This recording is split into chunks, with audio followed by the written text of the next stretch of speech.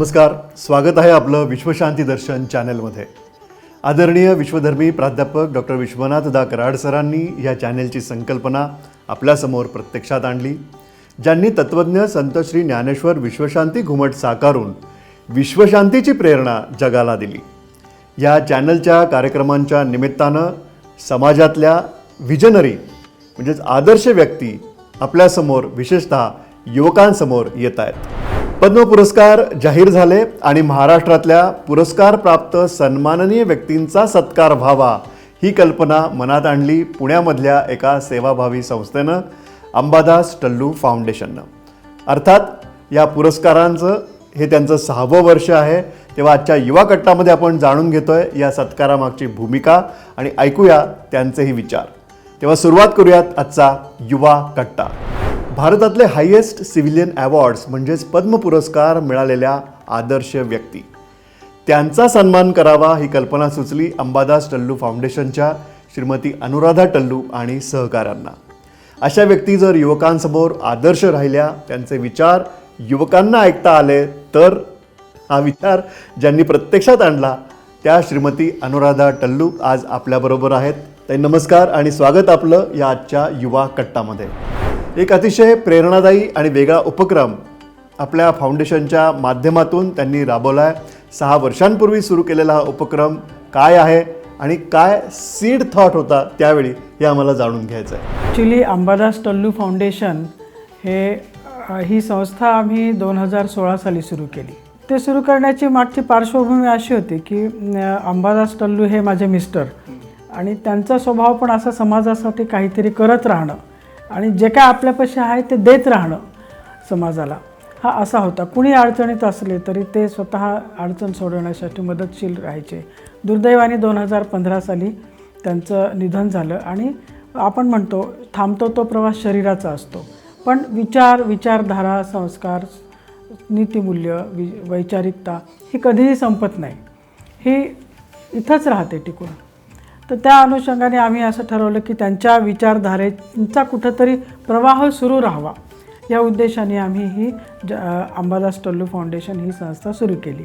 त्या माध्यमातून आम्ही आरोग्य, शिक्षण आणि पर्यावरण ह्या 3 क्षेत्रांमध्ये काम करतो, कारण हे 3ही क्षेत्र माणसाच्या आयुष्याशी निगडीत असलेले आहेत। शिक्षण हे जे क्षेत्र आहे ते म्हणजे माणसाला समृद्ध करणारं आहे आणि मुख्य म्हणजे काय, शैक्षणिक उपक्रमाचाच एक भाग म्हणून आम्ही हे पद्म पुरस्कारार्थींचा सत्कार करणं, आम्ही 2021 पासून हा कार्यक्रम घेण्याचं ठरवलं आणि यंदाचं हे 6वं वर्ष आहे या कार्यक्रमाचं। 2021 साली पद्म पुरस्कार सगळे जाहीर झाले। 25 तारखेची ही गोष्ट आहे। सिंधुताई सपकाळ होत्या ममता सदन चालवणाऱ्या, त्याच्यानंतर आपले गिरीश प्रभुणे होते आणि यासोबतच अन्य इतर पद्म पुरस्कारार्थी होते। म्हणजे असं मला विचाराल की खरोखर यांचं काम किती समाजाभिमुख आहे, म्हणजे समाजाला त्याचा किती फायदा होतो, किती समाजात शिरून तळागाळात शिरून हे लोक काम करतात।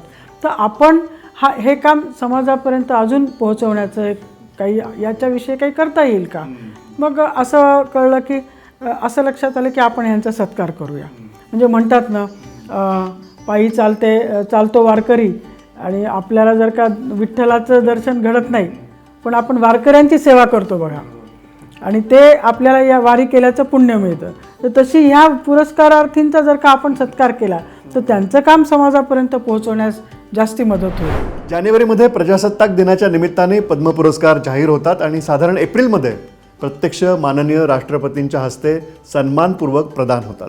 त्याच्यामधली ही तारीख म्हणजे 27 फेब्रुवारी दरवर्षी या कार्यक्रमासाठी निवडली जाते। तेव्हा काही खास कारण आहे का या तारखेमागे? आपण महाराष्ट्र हे निवडले, टेरिटरी निवडलेली आहे की महाराष्ट्रातल्या सगळ्या पद्म पुरस्कारार्थींचा सत्कार आपण एकत्रित एकाच व्यासपीठावर करूया, कारण प्रत्येक पुरस्कारार्थीचं कारण वेगवेगळा घेणं हे खूपच अवघड आणि कठीण काम आहे।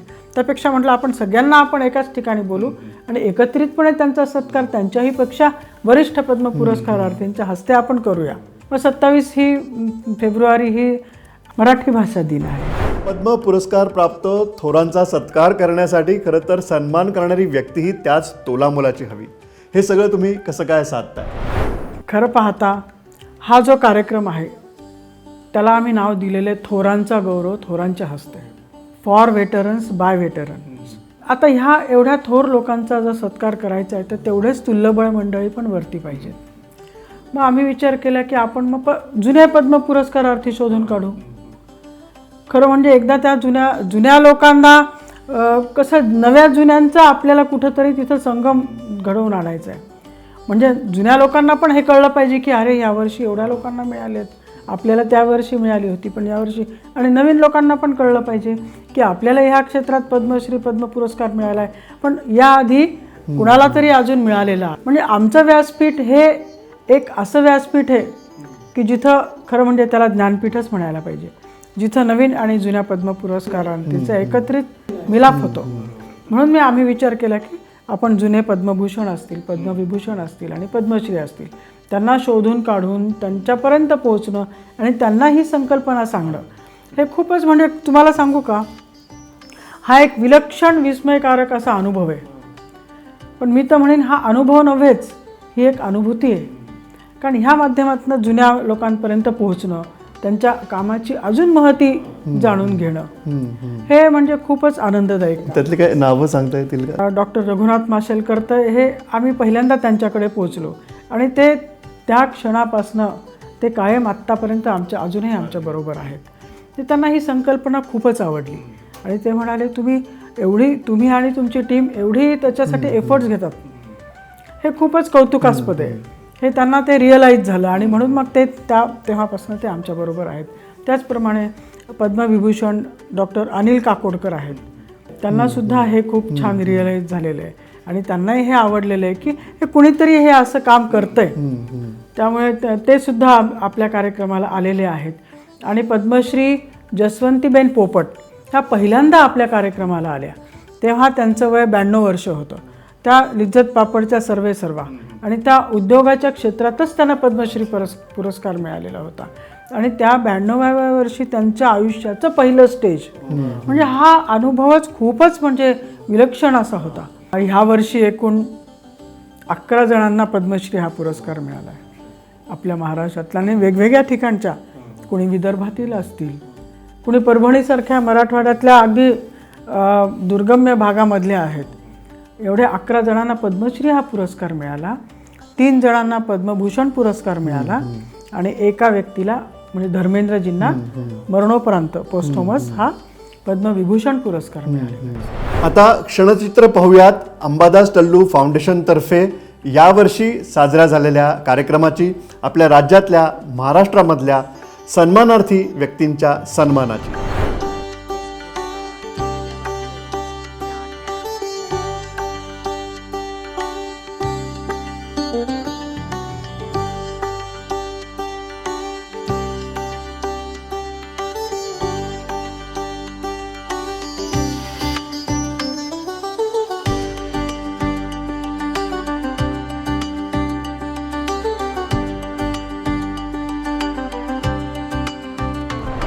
अर्थात अशा आदर्श व्यक्तींचं फक्त भाषण ऐकण्यापेक्षा त्यांच्याशी झालेला संवाद हा जास्त प्रभावी ठरू शकतो, जास्त जवळीक निर्माण करतो आणि त्यांचे विचार समजून घ्यायला मदत करतो.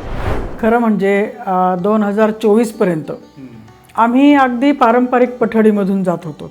एकदा काय झालं, असंच डॉक्टर माशेलकर सरांबरोबर मीटिंग होती आणि चर्चा करता करता त्यांनी असं सुचवलं की हे जे आपण करतोय हे म्हणजे एका साचेबंद होतंय का नाही, आपण इव्हेंट, आता हा आमचा इव्हेंट होता, आपण इव्हेंटला आपण मुवमेंटमध्ये बदलूया, ते एक मुवमेंट करूया, ती एक चळवळ निर्माण करूया, म्हणजे त्या चळवळीने अजून त्याची परिणामकारकता सिद्ध होईल.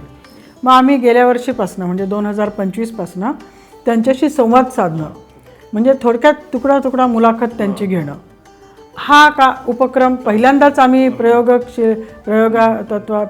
तत्वावर आम्ही मागच्या वर्षी केला आणि त्याला उदंड प्रतिसाद मिळाला. 6 वर्षांचा काळ म्हणजे 6 पुरस्कार सोहळे, तेव्हा खूपच आठवणी जमा झाल्या असणार तुमच्याजवळ. मला एक अभिमानास्पद एक छोटासा एक मुद्दा सांगावासा वाटतो की दरवर्षी आम्ही ह्या मोठ्या मोठ्या विभूतींना बोलवतो. तर एका वर्षी आम्ही 2023 साली आम्ही अशी एक थोर विभूती डॉक्टर दीपक धर, ज्यांना भारत देशाने तर पद्मभूषण हा पुरस्कार दिला, पण त्यांना जागतिक स्तरावरचा एक खूप मोठा बोल्ट्समन अवॉर्ड असतो, तो त्यांना नेमका त्याच वर्षी मिळाला. तेवढं मोठं व्यक्तिमत्व आपल्या अंबादास टोल्लू फाउंडेशनच्या व्यासपीठावर येणं ही आमच्यासाठी खूपच अहोभाग्याची आणि अभिमानाची बाब आहे. त्यामध्येच डॉक्टर कांतीलाल संचेती हे एक पुण्यातलं खूप मोठं व्यक्तिमत्व आहे आणि त्यांचं कामही खूप मोठं आहे. अर्थात तेही आपल्या कार्यक्रमाला उपस्थित होते. त्यांनीसुद्धा खूप कार्याचं आणि कार्यक्रमाचं कौतुक केलं आहे. त्यांच्याबरोबरच पद्मभूषण डॉक्टर बाबासाहेब कल्याणी यांचं तर नाव आपण सर्वजण जाणतोच. आणि जयंत नारळीकर यांच्या प्रकृती अस्वास्थामुळे त्यांच्या पत्नी डॉक्टर मंगलाताई नारळीकर ह्या त्यांची अतिशय शुश्रूषा घेत होत्या. आम्ही जेव्हा मंगलाताईंना ह्या कार्यक्रमाची बातमी सांगितली किंवा महत्त्व म्हणजे कार्यक्रमाबद्दल माहिती सांगितली, तेव्हा त्यांनाही हे जाणवलं की हा कार्यक्रम आम्ही या आधी कधीच ऐकला नाही. एवढं सुंदर आम्हाला मार्गदर्शनाची क्लिप तयार करून दिलेली आहे. खरं म्हणजे आज दुर्दैवाने डॉक्टर नारळीकर सर पण हयात नाही आहेत आणि डॉक्टर मंगलाताई पण नाही आहेत, परंतु त्यांचं मार्गदर्शन त्यांनी करून दिलेल्या क्लिपच्या माध्यमातून अंबादास टोल्लू फाउंडेशनकडे तदहयात राहणार आहे. आणि त्यांच्या त्या मार्गदर्शनामध्ये त्यांनी विशेषतः तरुणांना एक उपदेश केलेला आहे. त्यांनी जे आयुष्यभर विज्ञानामध्ये ह्या विषयामध्ये काम केले, त्यांनी सांगितलं, तरुणांनो विज्ञानाची का सोडू नका आणि अंधश्रद्धा मोडून काढा. हा त्यांनी महत्त्वाचा संदेश त्यांच्या क्लिपच्या माध्यमातून सर्व तरुणाईला दिलेला आहे. तो आम्हाला खूप आणि आपल्या व्यासपीठावर दिला आहे, म्हणजे आम्हाला अतिशय त्याचा अभिमान आहे. आणि खरोखरच तरुणांपर्यंत आम्ही त्यांचा संदेश नक्कीच पोहोचवत असतो. दरवर्षी आम्ही त्यांनी दिलेली क्लिप आम्ही आपल्या स्क्रीनवर दाखवत असतो. डॉक्टर नारळीकर यांचे जसे विचार होते त्याप्रमाणेच विज्ञान आणि अध्यात्म यांची सांगड आदरणीय विश्वधर्मी डॉक्टर विश्वनाथ कराड सर पण जोडतात. त्याचं महत्त्वही ते जाणतात. मागच्या वर्षीच काय झालं, हा कार्यक्रम झाला. ह्या कार्यक्रमाला आपले भारताचे iodine man doctor Chandrakant Pandav यांना आम्ही प्रमुख पाहुणे म्हणून आमंत्रित केलं होतं. अर्थातच डॉक्टर पांडव सर यांनी तर मला अगदी ते एवढे भारावून गेले. ते म्हणले ह्या कार्यक्रमाच्या माध्यमातून मला बहीण मिळाली. आणि त्यांच्या माध्यमातून आमची डॉक्टर कराड सरांची भेट झाली. अर्थातच डॉक्टर विश्वनाथ कराड सर यांना पण ते खूपच रिअलाईज झालं की कुणीतरी आपल्या पुण्यातलीच एक महिला आणि हे सगळं आयोजित करते आहे. मग मी आणि आमची टीम सगळे आम्ही त्यांच्याकडे गेलो. तर त्यांनी अक्षरशः आमचा तिथं सत्कार केला आणि चांगल्या कामाची एक इतकी छोटीशी पावती, पण आम्हाला ती आभाळभर म्हणजे आभाळ एवढी मोठी आहे. जागृती महिला आणि बालकल्याण संस्था ही त्यांची दुसरी संस्था आणि एका पंचसूत्रीने ते कार्य करतात. तेव्हा या संस्थेच्या अंतर्गत काय उपक्रम सुरू आहे? आता जागृती महिला व बालकल्याण संस्था ही संस्था आमची 2006 पासून सुरू आहे आणि त्या माध्यमातून आता खूप मोठं काम ते पण वाढलेलं आहे. त्याच्यामध्ये आम्ही महिलांची एक पंचसूत्री तयार केली आहे. महिलांचा आर्थिक, सामाजिक, शैक्षणिक, मानसिक, शारीरिक आणि कौटुंबिक असा उत्कर्ष व्हावा, विकास व्हावा. जागृत महिला जागृत समाज ही आमच्या ह्या खेड्यापाड्यात पण जास्त काम चालतं. अगदी खेड्यापाड्यात सुद्धा काम चालतं. म्हणजे आम्ही खेड्यापाड्यातल्या ज्या वृद्ध महिला आहेत की ज्यांचं बघायला कुणी नाहीये, दरवर्षी आम्ही 6 ते 8 महिलांचा सांभाळ आम्ही करतो. अनुराधाताईंबद्दल सांगायचं झालं तर त्या कवयित्री आहेत, लेखक आहेत आणि अर्थात संवेदनशीलही आहेत. प्रख्यात गझलकार कवी सुरेश भट यांनी त्यांच्या साहित्याचं कायम कौतुक केलं. इतकंच नाही तर आपली मानस कन्यासुद्धा मानलंय.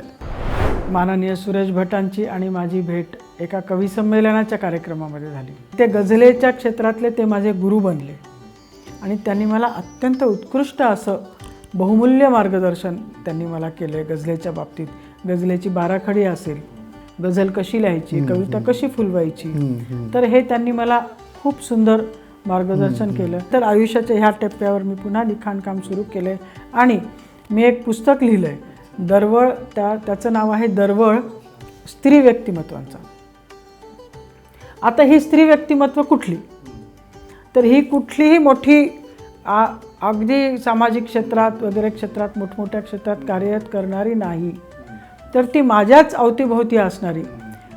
जसा माझी वाढ होत गेली, मी स्वतः आयुष्यात म्हणजे लहानाची मोठी होत गेले, तसं आपल्याच अवतीभोवती असलेल्या माझी आजी असेल, माझी आत्या असेल, माझी आई असेल, म्हणजे आयुष्याच्या प्रत्येक टप्प्यावर ज्या आपल्या अवतीभोवतीच्याच महिला त्यांच्यामध्ये काय व्यक्तिमत्व विशेष आहे त्या कशा मला वेगवेगळ्या कळत गेल्या वाढत्या वयानुसार हे मी त्या पुस्तकामध्ये नमूद केलं.